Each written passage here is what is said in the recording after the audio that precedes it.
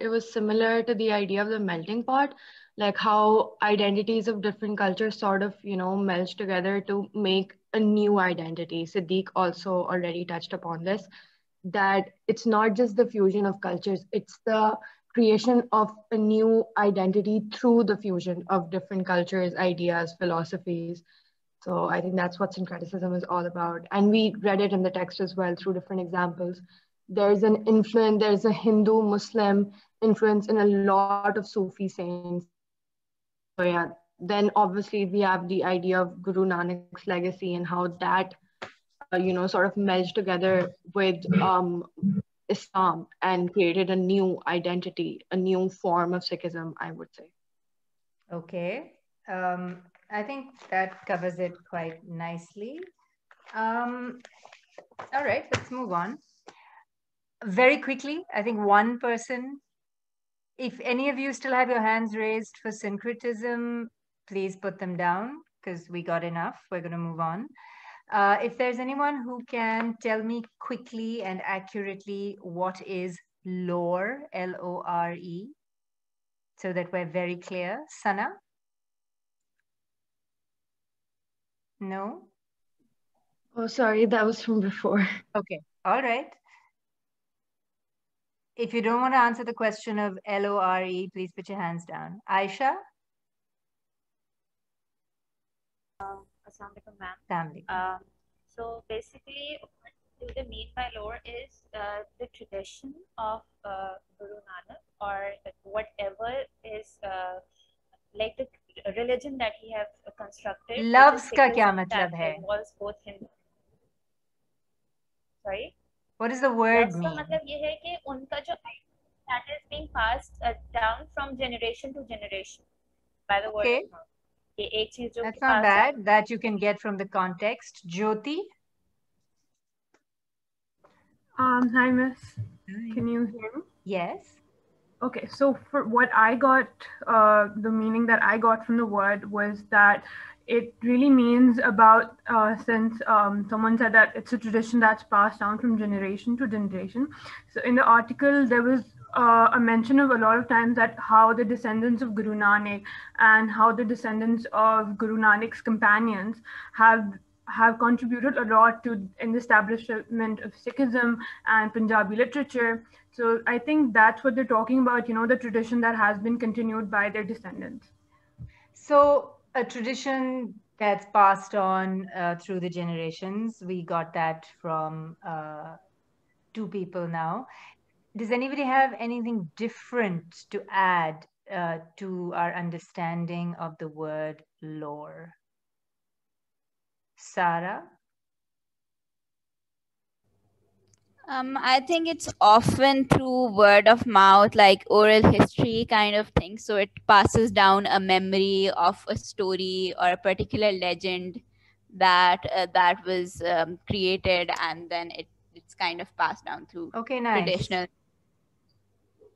Memory, story, legend, passed down by word of mouth through the generations. Okay, we're getting a wider picture. Waria? Hello. Okay, so my definition of lore is very similar to what Sarah just said. So these are like the stories or bodies of knowledge or traditions which are like passed down from one person or a group to another. And it's like through a word of mouth or mostly orally. So for example, the jinns of Arabian lore, which is very similar, like a story that is passed down from one kind of generation or a group to another. Okay, so all of that is true. It also means something slightly bigger. Right now, you've all been giving me what I might call a sort of vertical description of lore, about how it is tradition and stories and memories passed down through oral communication from one generation to the next. But try to look at it horizontally also. I'll take a moment. Muhammad Ali wants to say something. Ji beta.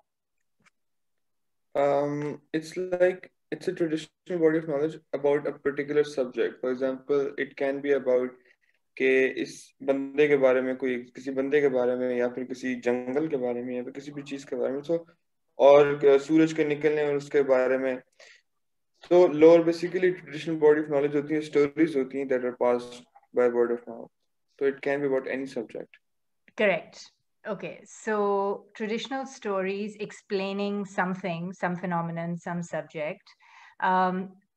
Where I was going with my metaphors of vertical and horizontal is that lore about a certain thing or a certain person is created by, on the one hand, horizontally, by a bunch of different stories coming together, right?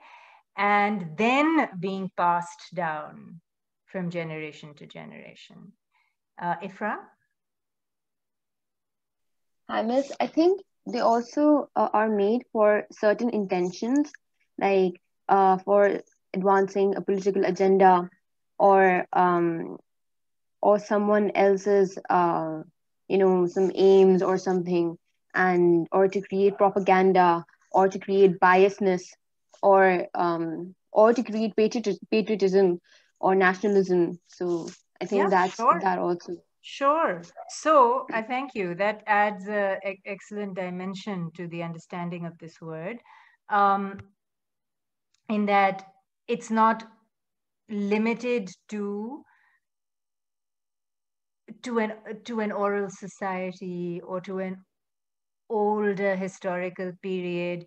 हमारी जो पिछली class की पूरी discussion थी, right, about the official origin narratives about the creation of Pakistan and Pakistani nationalism, that is also lore. It's a bunch of stories told to explain a certain thing. And yes, there are two aspects of this that Ifra has brought up. One, that lore continues to be made. It's like a very contemporary modern phenomenon also. And the second point is that there's no way really of assessing or judging how much of that lore is verifiable fact and how much is entirely made up and then made up for various social or political agendas. And that's okay. That doesn't matter, because lore is important regardless of whether it is true or verifiable. It's important because it only exists, right? A certain cultural lore only exists because enough people believe it, and enough people find it important and meaningful in their lives, meaningful enough to pass on to future generations. So yes, nationalism and patriotism are very much built on nationalistic lore that is passed on from generation to generation in various forms. So it's not an unimportant word. It's something that we really do want to understand and recognize and think about, but not stand in judgment on. Stories are very important. Stories are the way we make sense of the world, the way we make sense of ourselves. And without them, human beings would not be human beings. Okay. Legacy. What is a legacy? Hamna. Okay, so I think legacy is basically the mark that individuals leave behind, like when they die, what they're remembered for, what they're known as, and it's basically the impact that people have on like others and different places or people after they leave the world. Very nicely put. So the impact that somebody has on others, the way they may influence others, the mark that they leave even after they die. Iman? Yeah, so a legacy is basically the essence of a person's life that we remember and, that we may cherish or we may strive to live up to. Abira? So it could also be anything that is passed down by a predecessor or an ancestor, like in the form of money or property. That's true. It has a legal definition. Anything that is passed down, correct. Muhammad Ali, I'm going to skip you because you spoke a little while ago. So Hania? So I think it's a very broad term, and from what I understand, it's basically like the principles that someone establishes that are carried forth by their descendants. Okay, Shariq? From what I got from legacies, it is something that a person leaves behind once they die or once they leave. So for Guru Nanak, it was Sikhism itself. It's his preaching, his teachings, the wisdom he shared with his followers, and that it carried on with them. Take Nabiha. Just to connect to a previous point discussed, example was for in lore, we discussed about how ideologies and sometimes different propagandas are pushed forward. Can we also say in terms of legacy that, since there are connections of our past and we've carried forward, so can we also say that in a way, legacy is something which pushes our ideologies, which were carried forward from history to the future, and then make sure that it's still consistent and still remains something which is relevant in today's world? I mean, yeah, and the only thing I'll add, you're all correct, is that a legacy does not need to be left behind only by an individual person. Historical events can have legacies, right? So we can talk about the legacy of partition. Ji Muhammad Ali. वही मैं भी यही कहना चाह रहा था कि legacy can be from like किसी ऑर्गेनाइजेशन की लेगेसी हो सकती है, किसी नेशन की लेगेसी हो सकती है, किसी ग्रुप की लेगेसी भी हो सकती है, not only individuals. Exactly, correct. Group, institution, historical event, anything can leave a legacy. But yes, it is about the impact that something has on the future. That's important. The legal definition actually helps us understand that. A legacy is an inheritance that is left by a dead person to younger generations. Okay. By the way, I hope that we've had some critical engagement with this article. It's by no means to be taken as prescriptive or preaching at us. I'm not going to go into figuring out how many of you know all the figures, but we'll do some. Iqbal is very important, but let's not touch him for now. Let's talk about the main figure of the article. So I'd like to hear from people who actually did some research and looked up Guru Nanak to understand who he was beyond what you learn in this article. So who was Guru Nanak and what do you know about him? Ji Jyoti. So I have prior knowledge of Guru Nanak because I come from a non-Muslim family and I've heard his name, since 20 years of my life, and I know what the Gurmukhi is and all sorts of things. So he was a preacher, he was a spiritual man who started this new religion of Sikhism, and it's still being followed, and he had obviously 10 descendants who preached his message. So you can actually take an example of Prophet, peace be upon him, like he was the Prophet of Islam and he preached Islam. And, we take him as an example that he is the perfect human being in this world and we should take after him. If you want to understand Guru Nanak, you can take an example like that कि you know उन्होंने बहुत सारी चीजें की हैं, but something which is very important to him is कि he started Sikhism. Thanks, Jyoti. So yes, founder of a religion, just like other founders of religions who we are familiar with. That's how he's remembered. And he's remembered as the founder of something called Sikhism. Now, I want you guys to,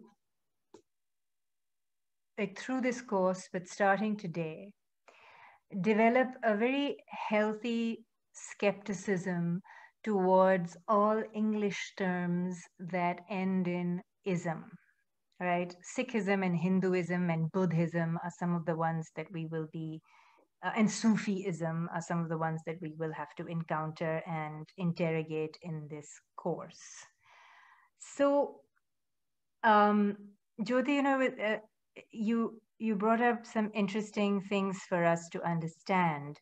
One, you shared that you already knew about Guru Nanak because of your own background. So here we can now relate to some of the other terms we've been discussing. On the one hand, what you know about Guru Nanak from before would come under the heading of received knowledge, right? It's what you were taught as part of tradition in your family and your community, as we all are, right? There's something or the other like that that's passed down to all of us. We are initially products of received knowledge. Then it is also what you know and what you recounted. Guru Nanak was the founder of a religion called Sikhism. Guru Nanak had 9 descendants, right? He's the 10th, who continued to build upon his teachings. This is, again, lore. It is now the accepted lore of how the religion called Sikhism came into being. It is not necessarily the historical, I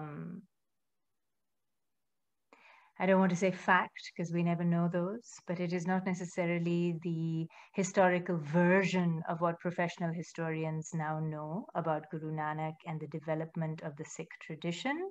It is the traditions and communities' internal lore about how it came to be, much like the nationalistic lore of the state of Pakistan.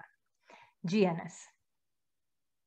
I wanted to add something that I came across when reading about Guru Nanak, and was that it is often said about him that he traveled across the Naukhand, which is basically the 9 divisive religious pilgrimage regions of the world. And as we come back to contemporary modern times, this fact is occasionally historically disputed, but also sometimes historically accepted. And that is something that I wanted to add to this conversation. Can you say a little more? Because that's a really cool piece of information that you added. It reminds me of the syncretic, the word that we were studying earlier here, right? Yeah. That Sikhism, by its nature, takes influences from multiple different, religions. And the fact that the founder of this religion traveled across the routes and, more importantly, also the places which the pilgrimage occurs was really fascinating to me. Okay, thank you. Nobody gave me a date for Guru Nanak. Just want a general date. This is a history course. I'm going to really be pushing you to be very clear on chronology and dates. Ji hai. Yeah, miss, I wrote in the chat he was born in 1469 and then he died in 1539 in Kartarpur. All right, thank you. So just to be clear, although I hope by now everybody knows this, जो अब common calendar है, which we follow, what year are we in? What year are we in right now?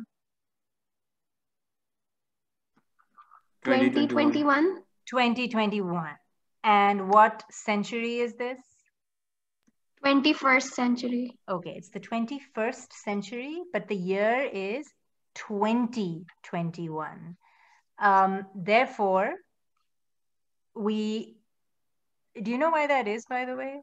Like this today's common era calendar that we follow, what is the origin of this calendar?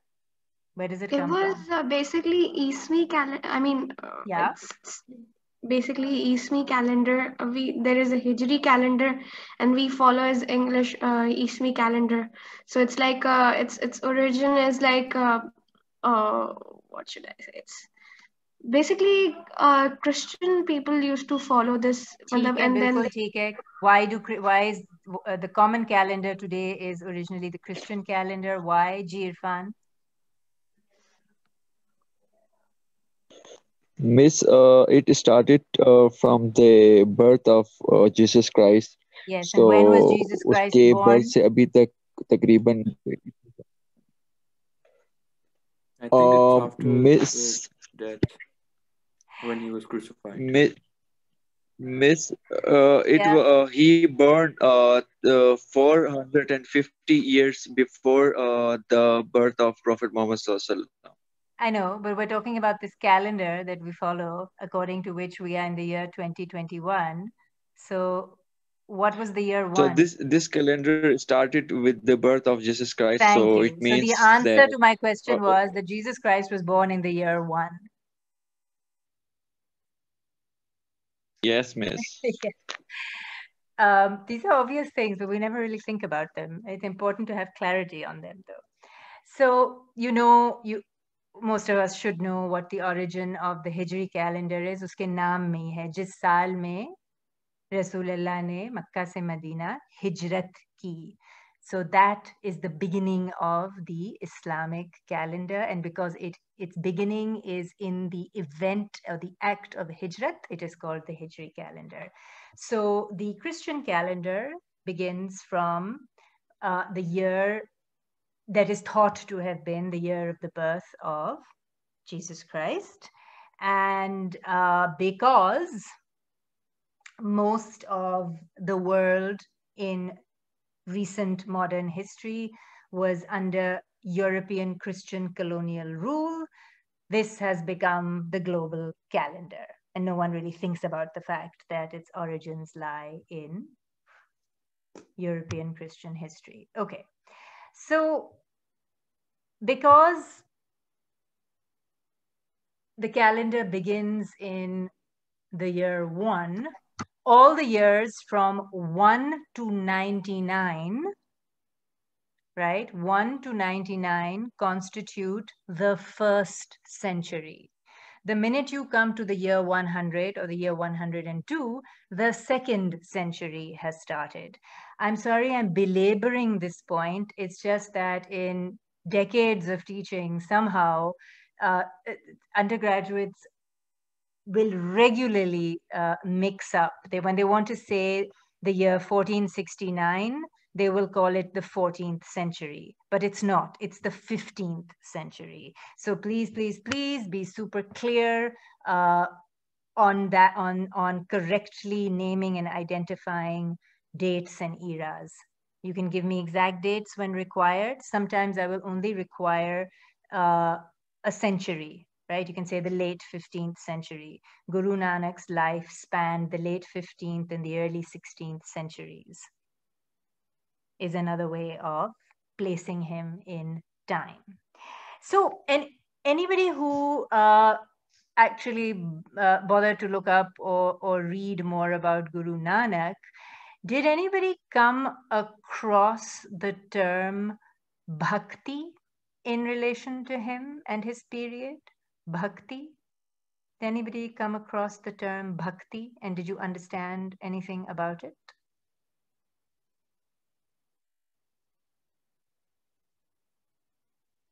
Really?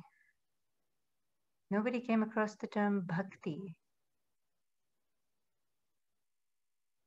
Interesting. Okay. Siddiq? No? Yes, Umair? ma'am. Acha, Yes. go ahead. Ma'am भक्ति तहरीक का ये है कि इसमें मुख्तलिफ मज़ाहिब को मिला के उनके दरमियान हम आहंगी बनाई जाती है। तो मुस्लिम, हिंदूज एंड वो सिख्स जो आपस में उनकी एक तहरीक शुरू हुई थी, उसमें बहुत से सूफिया आए और बाबा गुरु नानक भी उन्हीं में से थे। फिर वारिस शाह थे, बुल्ले शाह थे और बहुत से मतलब सिख्स में भी, मुस्लिम में, हिंदूज में भी इसी तरह बहुत से शोरात थे। वो एक तहरीक थी जो हम आहंगी पैदा करें कि मज़ाहिब के दरमियान, तो उसको भक्ति बिल्कुल तहरीक। ठीक। Umair? Bhakti is a Sanskrit word, right? I think it means devotion. So, or like belief. And it was, I think it was a term used in Hinduism where the person would surround themselves with, like they would surrender themselves to God, basically. Yeah, okay. Sada? Yeah, I think it was, it's basically like a relationship of the deity and the devotee, basically. And in Sikhism, like in Hinduism, it used to be like more so for like a personal God, but in Sikhism, it was more so like trying to form an attachment and having like practices done to form and surrender yourself to their one God. Okay. All of what you've shared is useful and correct. What I want to point out is that no historical event and no important historical figure can ever be understood in isolation or separated from the historical context surrounding the event and the figure. So Guru Nanak, it's important to know his dates because by knowing what era or period of history he lived in, we can then create a bigger picture of the historical context he came from.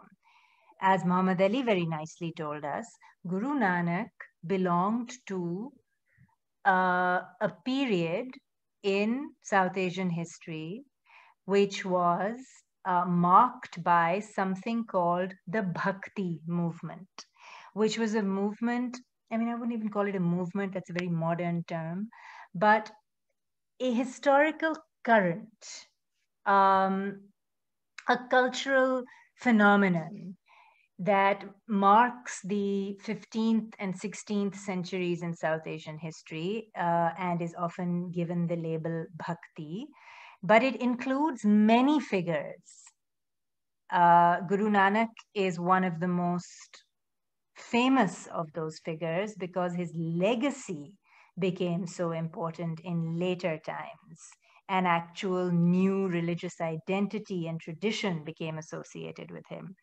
But he had lots of interesting contemporaries, such as the poet Kabir and several other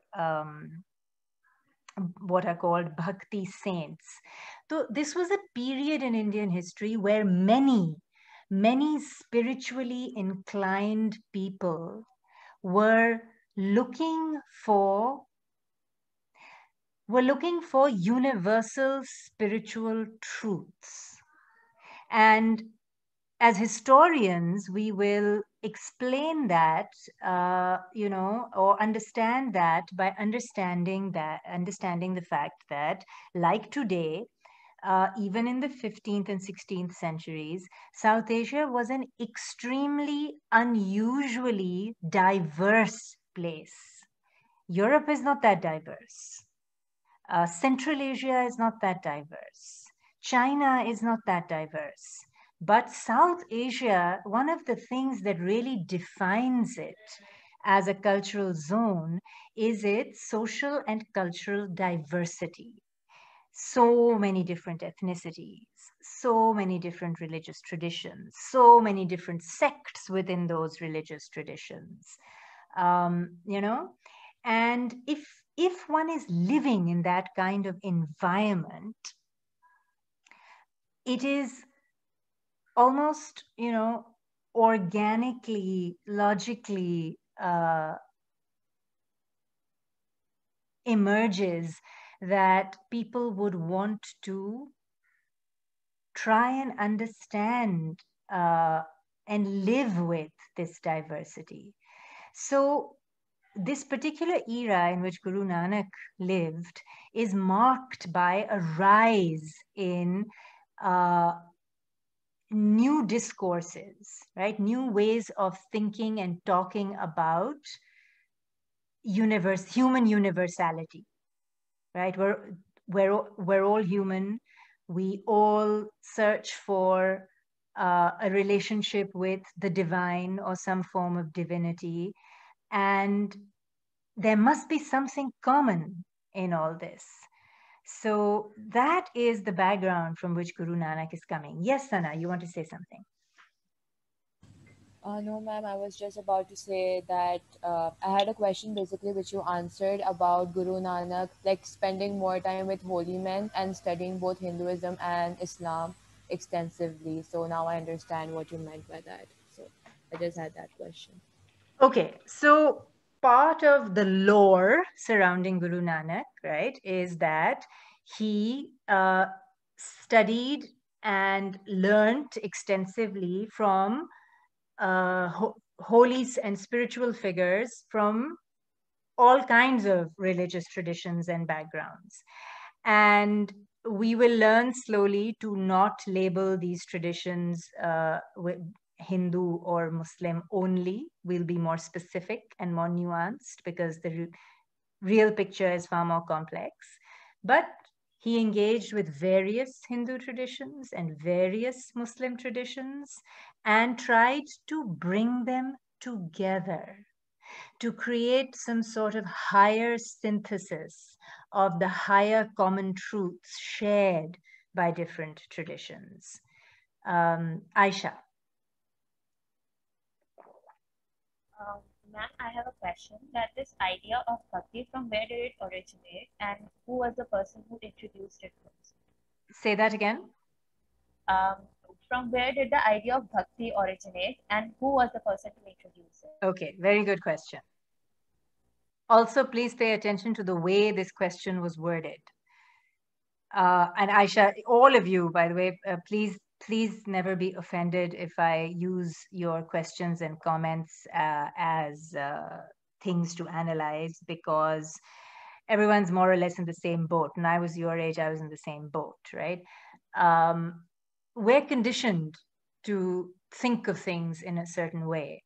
And it's that conditioning that would have caused Aisha to frame the question such. If bhakti is a thing, then there must be a particular person with whom it is associated who would have invented it at some point and introduced it to us. No, that's just not how historical processes work. There's very rarely a single person responsible for any major historical development. It's usually something that happens over a longish period of time, more than one generation, and also usually something that has more than one person associated with it.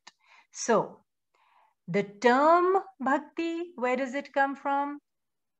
It is a term that these people didn't really use for themselves. It's a term that later historians in the 19th and 20th centuries picked up from within all the spiritual poetry that was written during this era and labeled the period bhakti. So bhakti is a shorthand. It's just like, it's a way for us historians to talk about this cultural spiritual phenomenon in South Asia during this 15th, 16th century era.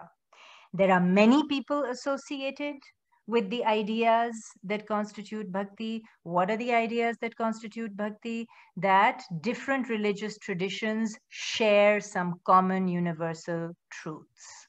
That's really what defines it.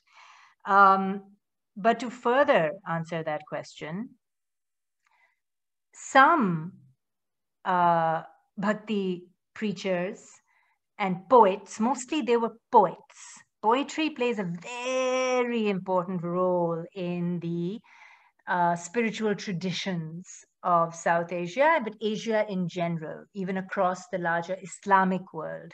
Poetry is one of the main vehicles through which spiritual ideas are passed on, and we will be spending a lot of time on that phenomenon. But for today, let me just say that amongst the bhakti preachers and poets of 15th and 16th century India, many of them called themselves by the Arabic word muvahid, which comes from Wahid and Wahdat. Wahid is the Arabic word for one, right? And you all know we use it in Urdu, from which comes Wahdat, oneness. So Muvahid, Kabir, for instance, called himself a Muvahid. What does he mean by that? He means by that he was an extreme monotheist, so monotheistic, so committed to the idea of only one God that he would not recognize differences between worldly religions. And Guru Nanak had a very similar world view.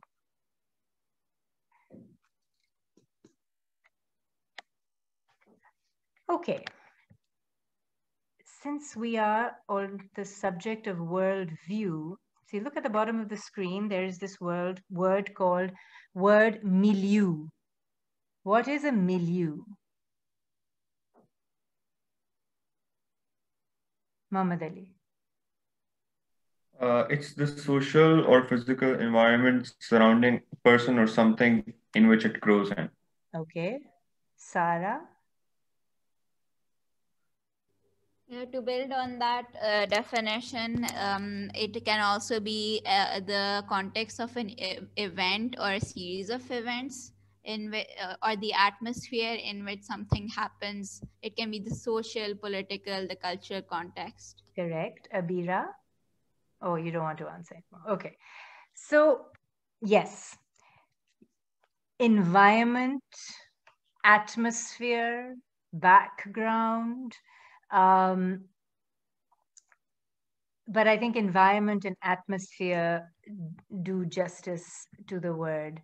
Let's see, social environment, social context, background or environment. It is your surroundings and everything that make up those surroundings.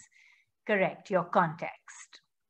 So we right now, today, live in a certain cultural milieu that has certain defining features. Omer, you want to say something? I had a question. A milieu doesn't have to be a physical place, right? Not at all. It's not physical. Okay. Right? A milieu is very much social, cultural, and intellectual. It is our social, cultural, intellectual, political context. So the milieu, that's what we were talking about. I was talking about the milieu in which Guru Nanak lived.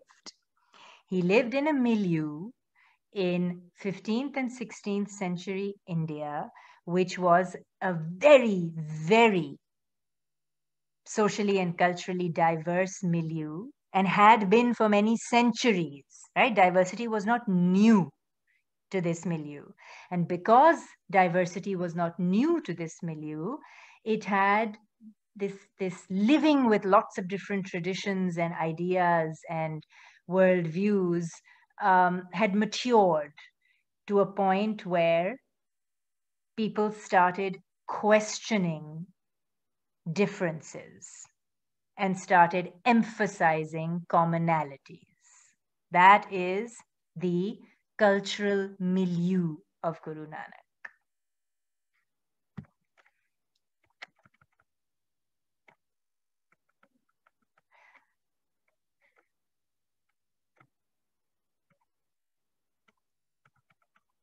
Did anybody look up the Guru Granth Sahib?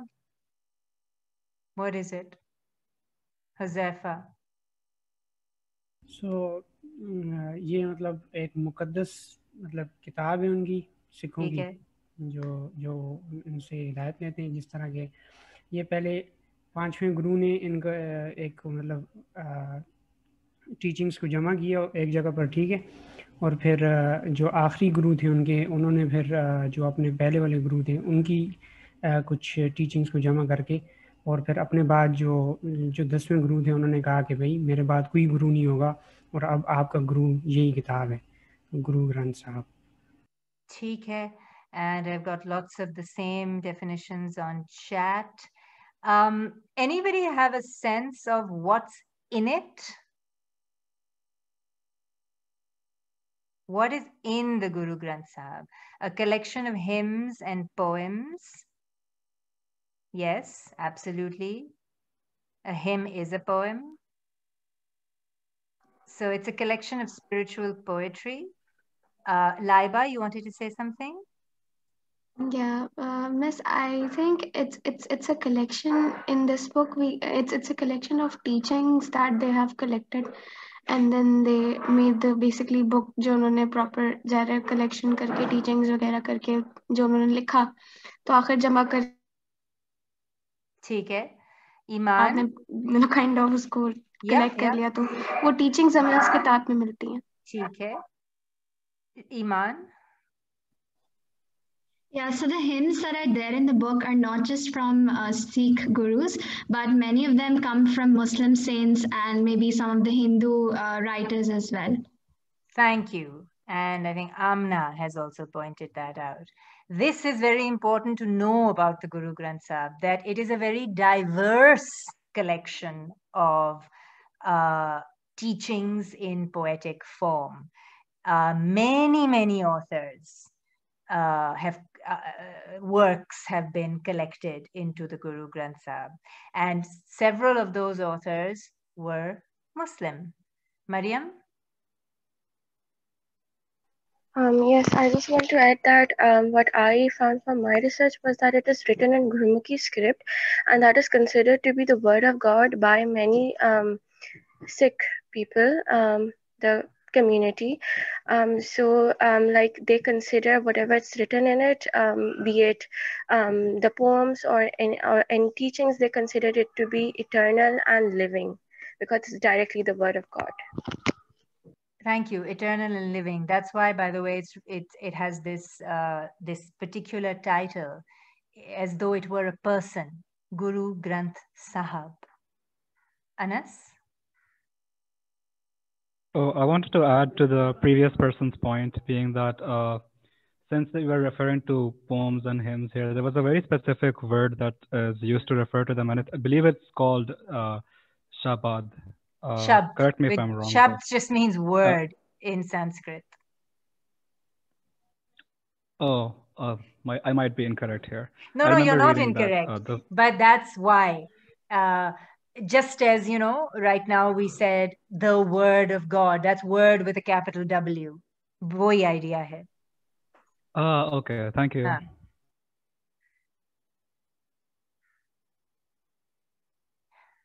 So, thank you. That's our takeaway, that the contents of the Guru Granth Sahib are very diverse. They come from different sources, including Muslim sources.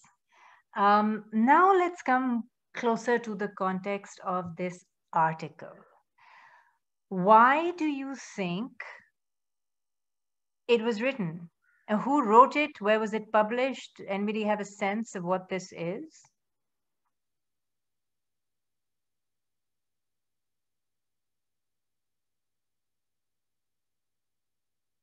Yes, Huzaifa? So it's an anthology of Punjabi poetry. So it's नहीं गुरु ग्रंथ साहब की बात नहीं कर रही हूँ, इस article की बात कर रही हूँ. अब वापस इधर आ जाएं. ओके. हाँ. तो ये तो इंडिया में लगता है मुझे, क्योंकि इसकी जो आप इंडिया में लगता है. ठीक है. Laiba. Yeah, so it was actually this article was written by Sameer Arshad Katlani, I guess, if I'm pronouncing it correctly. Sure. And he was basically he's an author of basically India, where he lived, he based out of in India, and this article was published in 2021, basically January 27th. इस तरह उसके अंदर था. And that he was like exploring the heritage and the legacy of Sikhism, and that we were talking about earlier on as well, the syncretic legacy and the heritage, the Guru Nanak life or philosophy se related. Yes. ठीक है. So we've established that it was published in an Indian online platform by an Indian Muslim, right? Pay attention to the name. It's also interesting, right? So written by an Indian Muslim to be published on an Indian platform. Why? Aisha. Miss Grace, what I have understood after reading this article is the purpose that despite the partition and the hatred and the differences that prevails in the two regions, India and Pakistan, there is something that has kept them connected due to the shrine and the places of birth and death of Guru Nanak in Pakistan. That because the Punjabis used to live in East Pakistan, they migrated to West Pakistan during the time of partition, but they have a deep connection with this place. The Kartarpur border and those places because of this personality and their religious background in this area. And this is what, and the actions that the Pakistani government takes to preserve and secure the interests and sentiments of Sikhs is something very crucial to establish the diplomatic relations and balance the tensions between the two nations in modern times. Thank you. Sana? I just wanted to add to what Aisha previously said, that I think what he wants to point out is the connection between the two nations. And he also mentions the issues that India and Pakistan had back in 2019.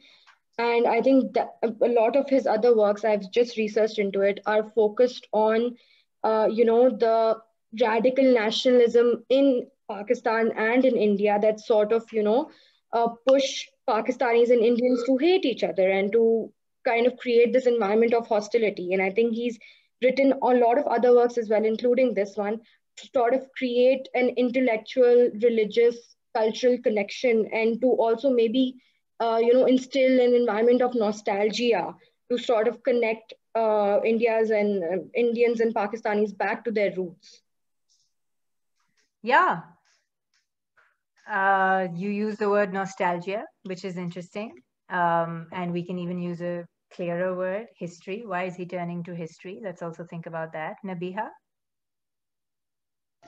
Just to add to the discussion of what was previously said by Sarah, is what I think is that in terms of this author, he also pushes the fact that because the revivalists were the ones who were highlighting the negative impact between the Sikhisms and the Muslims, whereas historically and culturally there has been so much integration between our religions and between, or we can also say between India and Pakistan. So I feel like that's also a point that he's making, is that that there isn't as such a hatred or as such a negativity as has been connotated or attached to it to further different propagandas or different perspectives.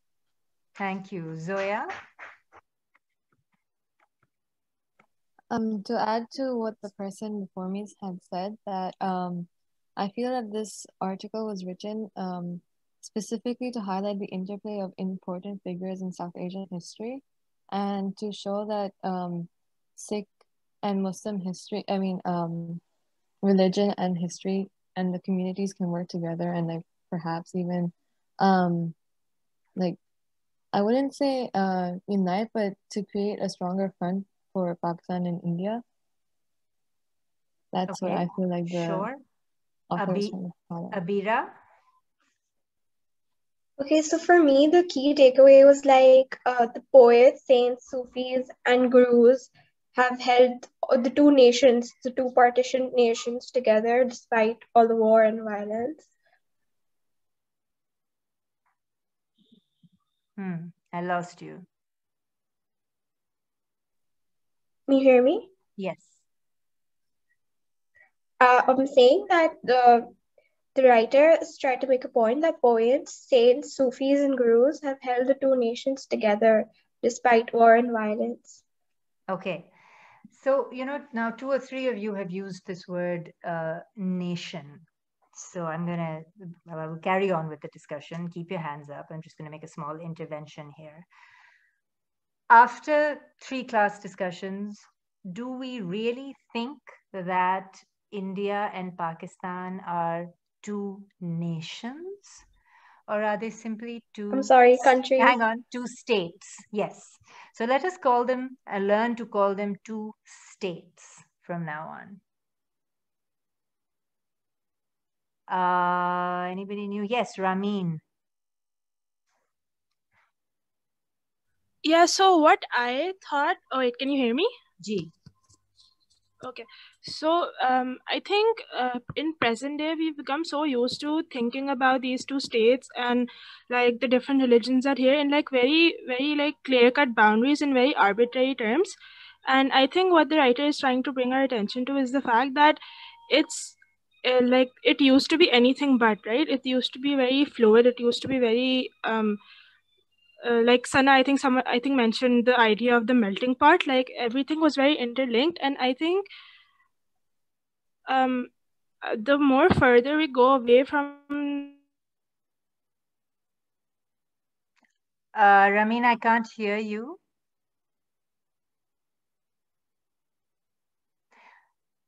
Okay, we'll wait for her to sort that out. Ayaz?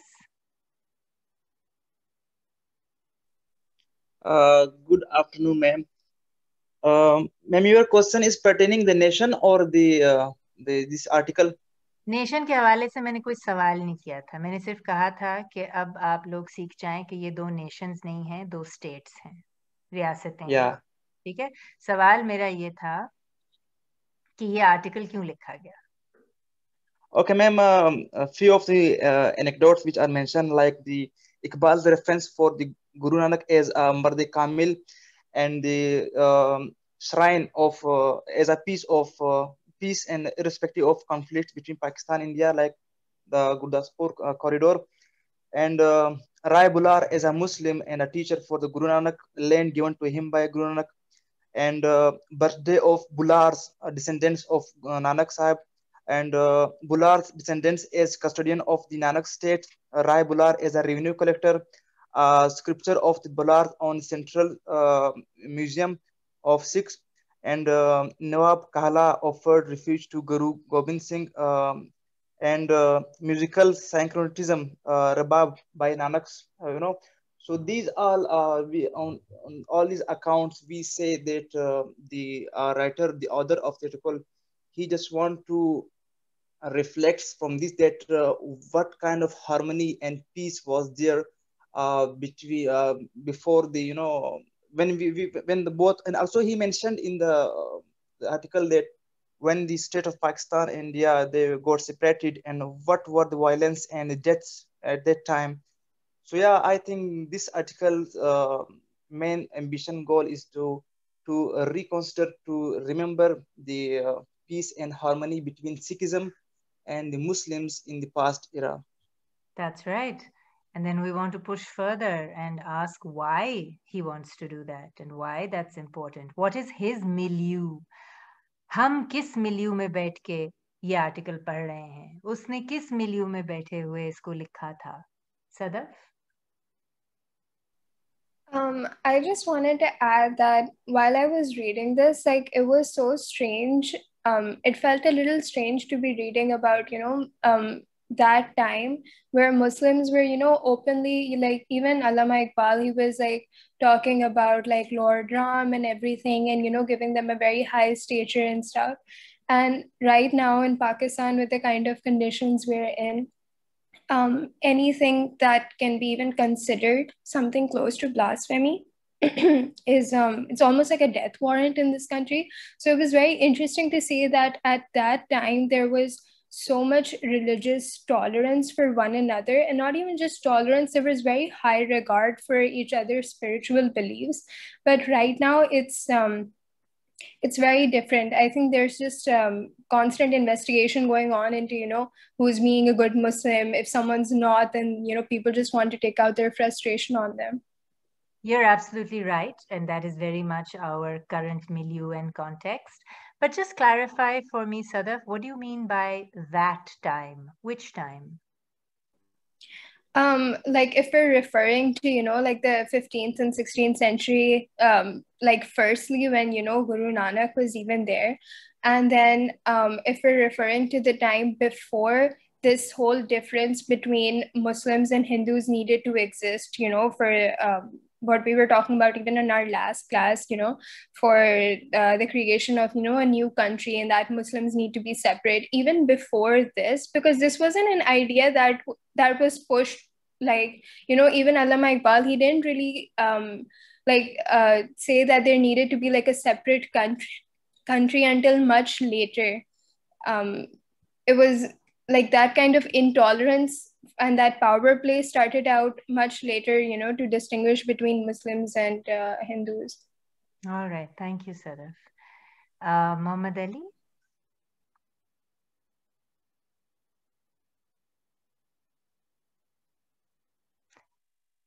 Guys, a bunch of you still have your hands up, and I have a feeling that they may be up from before. So if you don't have anything new to contribute to the current question, please put your hands down. Hamna? Yeah, I just wanted to add a small point that I think that the author also wants to tell us about the impact that Guru Nanak's legacy and writing has on like the contemporary relationship between the Muslim and Sikhs. For example, he mentions about the 2019 incident where India and Pakistan were on the verge, like on the brink of a war, but still there was no restriction on Indian pilgrims to like visit Gurdwara Darbar Sahib, because it was a legacy of Guru Nanak. So yeah, Iman. Okay, so basically we see that this article was written quite recently, I think in Jan 2021. So if we look at India, the current situation over there, we can see that there's a lot of religious extremism, especially when it comes to Hindus. So the BJP party is, there have been tensions between Hindus and the other religious groups. So not just Hindus and Muslims, but also Hindus and Sikhs in general. So what the author is doing here is that he starts off from highlighting the long forgotten association between Sikhs and Muslims, and then in general talking about how religion was intertwined in Punjab before partition. And he talks about how after partition the religious divide sort of grew, and tensions escalated. And now towards the end, he's talking about the Kartarpur incident and the fact that the Guru Granth Sahib contains, texts from various religions. And the point that he's trying to make is that, India is not just the land for maybe Hindus, but it's something that, because of its diverse sort of background, social, cultural background, it's something that, he is sort of making people to think about, the kind of tolerance and the kind of harmony that there should be that he doesn't see at this point in time. Thank you, Iman. Ayaz? Sorry, ma'am. It was the previous one I just raised. Okay. Sarah?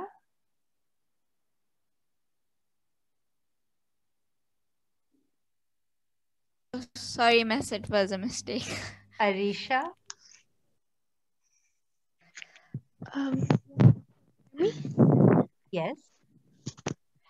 The article is written by Samir Arshad Katlani, who Yeah. is a journalist with Hindustan Times. Yes.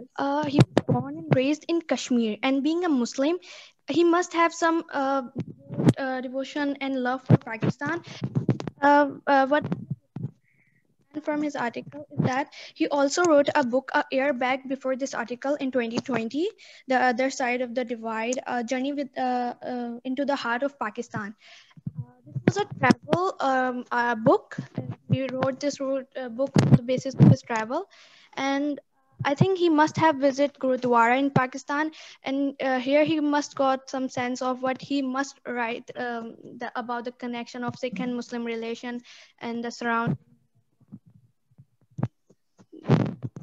Thank you for looking that up, Arisha. Your audio is coming through a little broken, but I think I got most of what you were saying. Yeah, first of all, good job looking up the author. And I think that it's very important that he's an Indian Kashmiri Muslim. Not because that would make him love Pakistan, but because it makes him part of a particularly persecuted group in Hindutva India. So hence he's more interested in emphasizing the historical legacy of interfaith harmony in South Asia, right?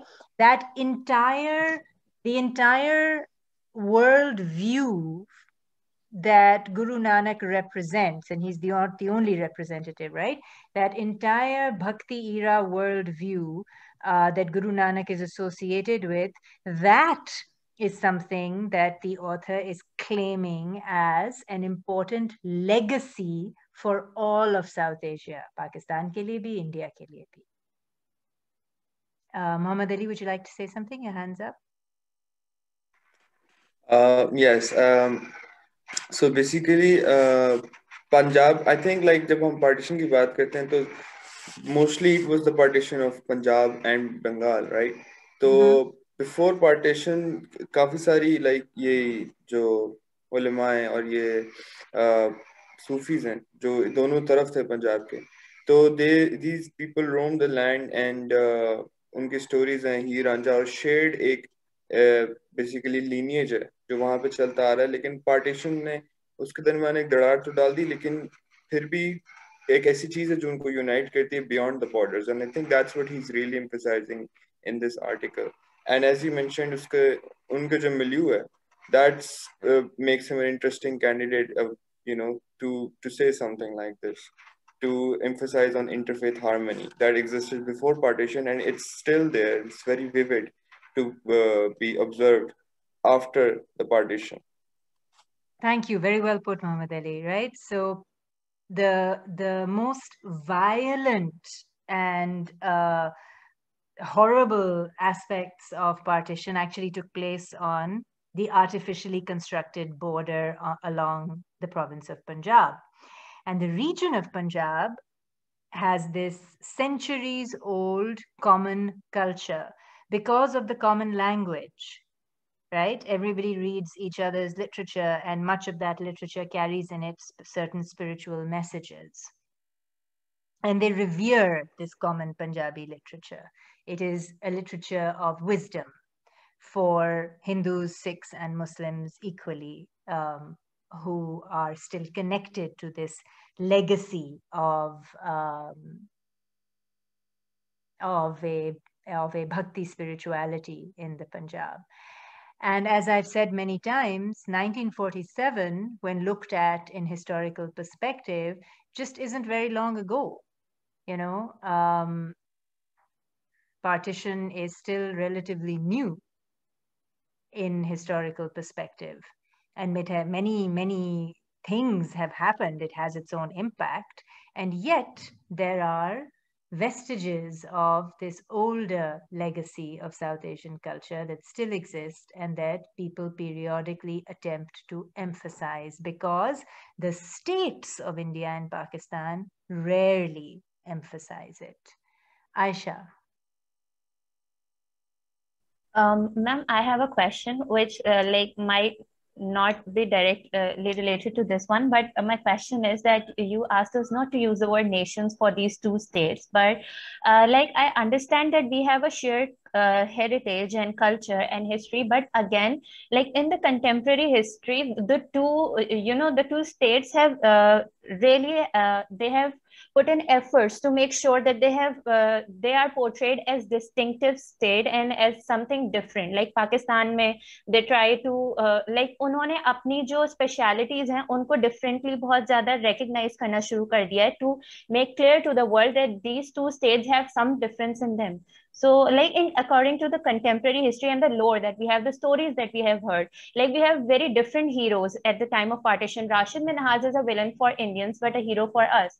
So like in contemporary history, the people have tried to create a relative difference in history and in their culture. You're absolutely right. Point very well taken, Aisha. That both contemporary states, Bangladesh is very much part of this point. All the contemporary states of South Asia do work hard to create a certain individual modern identity for themselves that distinguishes them from the others.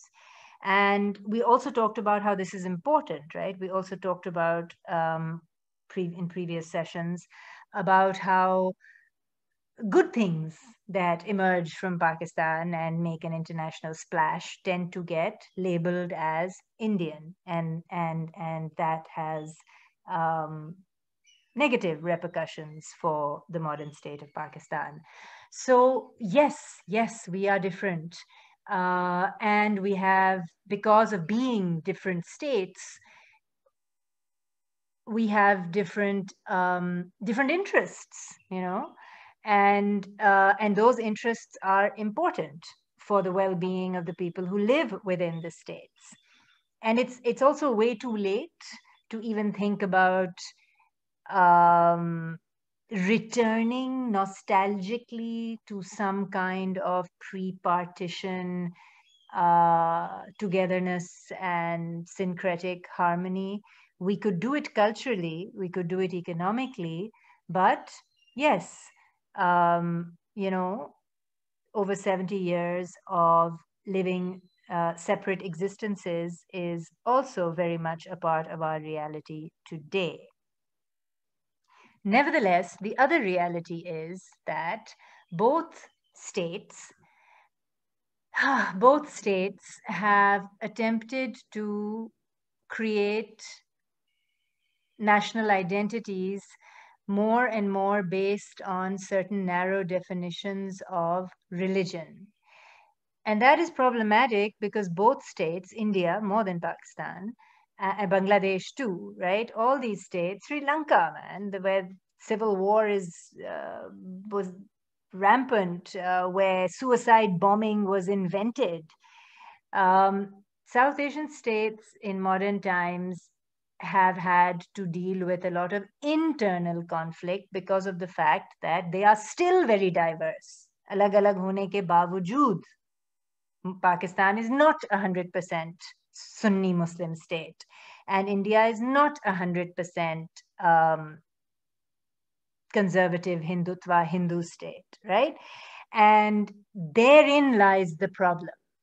That is why an Indian Muslim Kashmiri, like the author of this article, will need to go back to history and emphasize what it's like to live together, to learn from each other, to not just tolerate, but to exchange.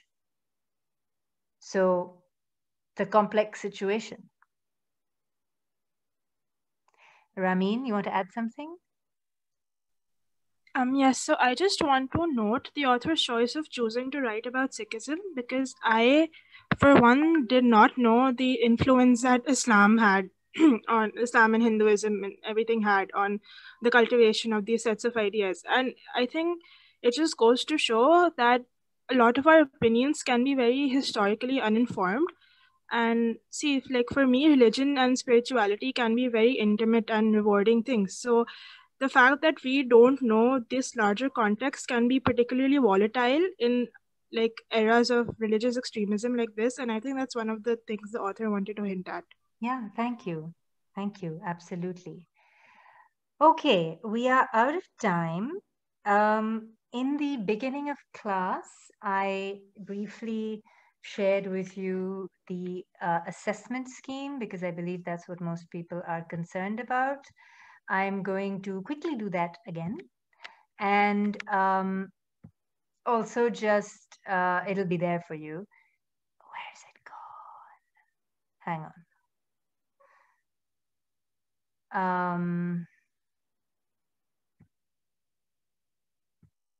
Yeah, there we are.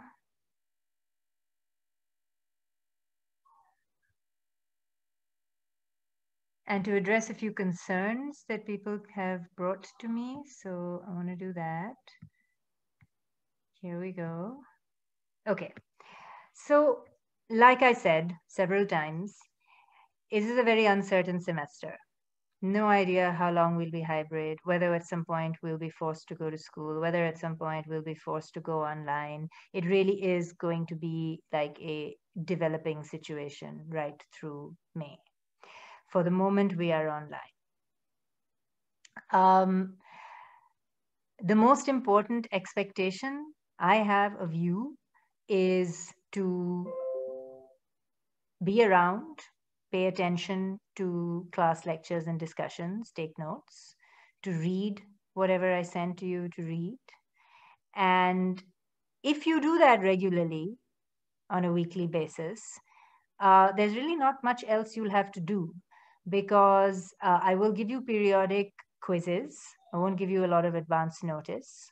Okay, that's very important for you to know. I will not give you a lot of advance notice because my purpose in giving you those quizzes is to make sure that you are consistently keeping track of and keeping up with the course as it moves along.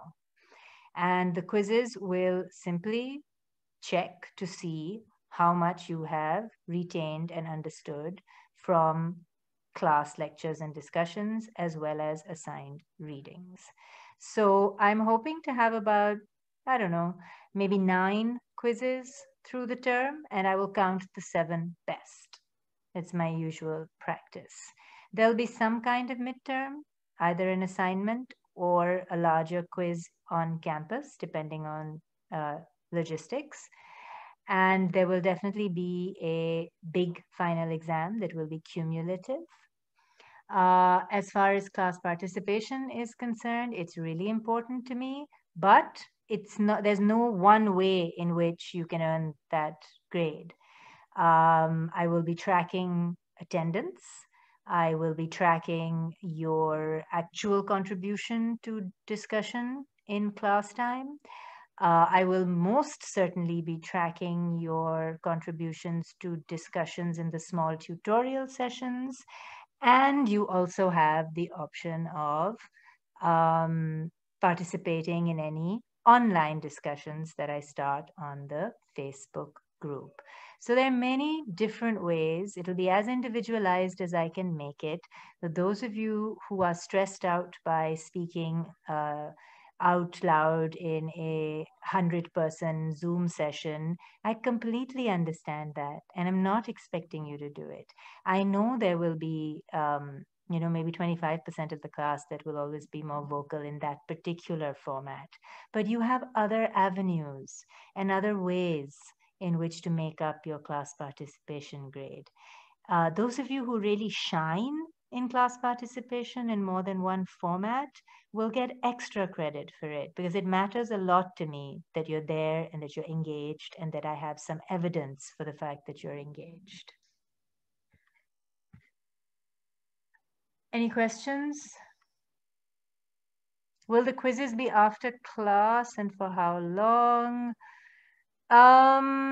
Sometimes, yes, the chats are valued, Shahan.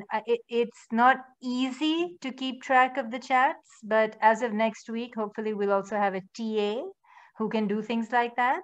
How can shy people earn class participation? I think I've already said that. You will hopefully not feel shy in smaller tutorial sessions. And if you have like really good 100% attendance through the semester, you're also good to go, Don't worry about the formats of the quizzes. They will either be in class or they will be online in such a way that you can attempt them during a 2 to 3 day window. But when you log in, you can only have a certain limited amount of time to do it. So that gives you a certain flexibility, so yeah, don't worry too much about that. Any other questions? Omer? Miss, I have a question about what we studied today. Okay. So how you talked about that we should look skeptically at the English words that we use for Sikhism and where the isms, right? So like, what did the people of that time use like to refer to their framework of ideas, or did they even have a word for it? Different words, right? Which is why you'll see me or hear me often referring to Sikh traditions or Hindu traditions. Balki shuru mein, there are a lot of people who are followers of Guru Nanak's teachings who are not today card-carrying modern Sikhs. And they call themselves Nanak Panthis, those who are on the path of Nanak. And that is a more typical type of term. Yeah, and how when like we talk about Sufism, and how we don't want to attach a stable identity to that. So that's where the most skepticism comes for me. With saying Sufism, it was more than just a word to them. Absolutely, and it's just there was no such word. It's more a connected series of diverse Muslim traditions that emphasized inner spirituality. Okay, thank you, Miss. And we will be talking at length about that. Hamna, will all quizzes be online? I can't answer that question. I just do not know. For some things, I may need to call you onto campus. How will you ensure that no one cheats in the map quiz? I